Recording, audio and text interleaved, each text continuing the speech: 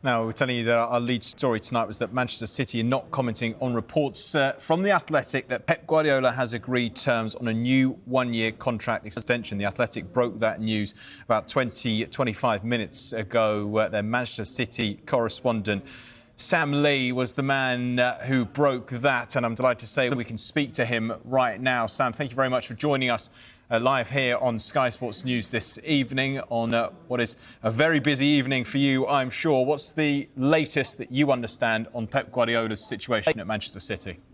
Yeah, thanks very much for having me. What I understand is he's agreed the contract, and the announcement is due, I think, on Thursday.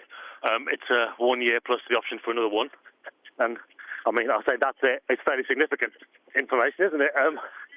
That's where we are. Bit of good news, I guess, for Manchester City if it comes out that this is the case, because not just that initial contract extension, we know that it was running out in the summer, but the potential, you say, for another year as well, which would take him to over a decade at the club. Yes, exactly. And obviously now it kind of flips the narrative a bit. Obviously on the pitch, they've got to sort out some problems with injuries and form and the results. We can start to look ahead now to January and the summer and beyond. And the prospect of Guardiola overseeing another rebuild. Obviously, the director of football, Tiki Begiristain, is leaving. So obviously, if the manager had left as well, there'd been quite a big period of uncertainty there. But with Guardiola set to stay, it obviously steadies the ship a bit. But fans can get excited about what comes next, and transfer windows and results and everything else that comes with Guardiola. Yeah, Sam, you mentioned Hugo Viana coming in. I mean, there was talk at the time, wasn't there, speculation that Ruben Amorim could potentially follow him from Sporting to Manchester City. I think Edison said that plans were already in place should Pep Guardiola move on. The fact that Amorim's gone to Manchester United, is that a factor in this, do you think? No, I think the priority at City is always going to be for Pep Guardiola to stay. Always. There may have been plans for Amorim or whoever else to take charge just in case. But as long as Guardiola had said that he was going to stay, they would have gone with that. You can't imagine that Amorim has gone to United, so they've made a bigger case to Pep, or Pep's gone, better stay now. It was always going to be Pep's decision, and seemingly he has obviously decided that he wants to stay. He's got the hunger to stay, and that's all that matters, really. What about the timing of this announcement, if it does come out in the next few days? Sam, obviously you mentioned the run of form they've been on, very atypical of a Pep Guardiola side and this Manchester City side with 4 defeats in a row in all competitions. Do you think it's a bit of tactical timing as well to release this good news and get spirits back up? I just think it was the only logical timing. Earlier in the week, before I started to hear any rumours about it, we were thinking, well, if he doesn't do it now, when's he really going to have time to do it? They got Tottenham at the weekend, then Liverpool. They got United in a few weeks. They got Villa after that. They got Champions League games they need to win. So it's like, well, if it hadn't have been now, when would it have been? But obviously, it is now, and it obviously made sense. It had to be now, really. It allows people to carry on with where they want to be. But you can't say that they've done it strategically to kind of boost morale or anything. I think it was been taken care of as quickly as it could be, and at the most sensible time. What will this do to morale, though, Sam, do you think, with the players, given that his contract was up in the summer? Players do sometimes start to kind of think, is he going to be around, is he not going to be around, particularly if he was the one who brought them to the club. He's now going to be there for quite a bit longer. That must boost the players' morale. You can't speak generally about these things because players have different opinions on managers. In the past, as much as Guardiola gets the best out of the players, he's maybe not been their favourites on a personal level, but they all respect him, they all run for him.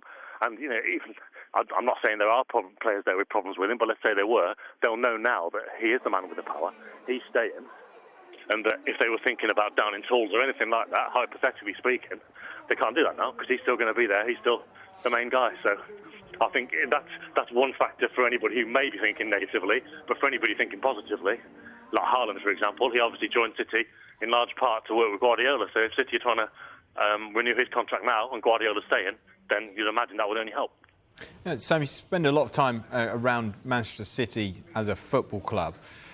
Just wonder, how much of this do you think is driven just by Pep Guardiola's decision to stay? Do you think there's any chance that coming to the end of a contract, City could have gone another way, or was this very much just up for Pep? No. Say it again? No, they love Pep. They know how good he is. They've seen him work close up. The priority is always Guardiola. You know, when they lost to Brighton before the international break, the fans were singing "You're getting sacked in the morning," and lost 4 defeats in a row. Some managers of top teams would be under pressure, but it was always the case that rather than be sacked in the morning, there was more chance of Guardiola signing a new contract in this international break because, you know, City are just completely wedded to him and his ideas, and that's what we've seen now. But no, there would have been no chance. I can say that quite confidently. No chance that they'd been thinking about moving him on.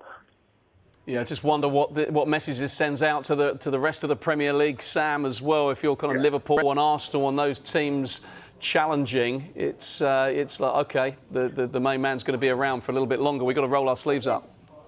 Yeah, well, I mean, you'll know as much as I will, but we can all make the same assumption, can't we? It's not good news for them. If they were thinking they might get respite anytime soon because Guardiola's going to be leaving, that's obviously not the case.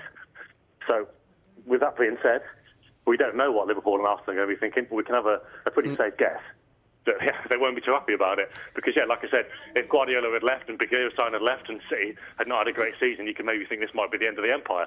But it doesn't seem like that's going to be the case now, so I'm sure fans of those clubs, and maybe even employees of those clubs, won't be too happy.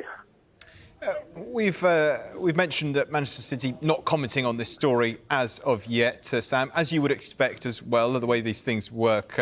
We wanted to do a very sort of polished club announcement you'd expect when it does arrive. Do you have any indication about how long Man City fans might have to wait until the official news is released? Well, like I say, I think it should be Thursday.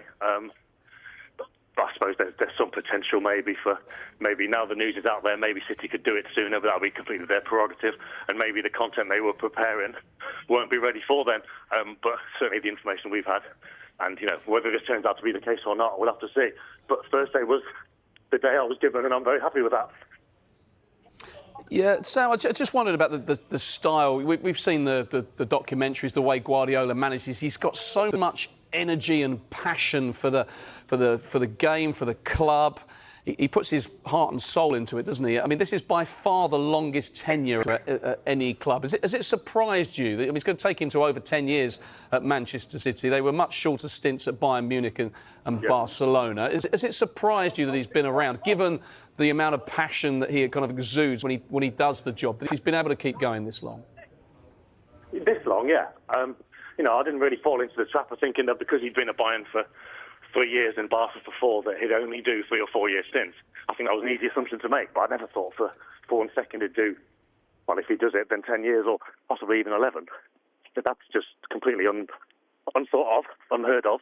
And I don't think anybody saw it coming, did they? Least of all City. In fact, least of all Guardiola, him and his family and everyone around him thought he would have been long gone by now, but he's just this competitive animal who just keeps going and going and going.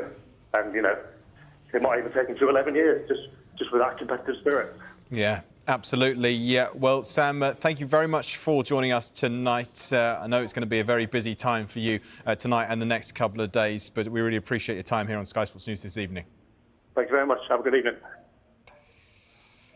OK, so that was Sam Lee from The Athletic there, who broke the story this evening that Pep Guardiola was had agreed a 1-year contract extension with Manchester City. We await to hear from the club. But let's hear, though, from Pep Guardiola now, who recently talked about that new contract. I know you said, obviously, there's no plans there to go to Abu Dhabi.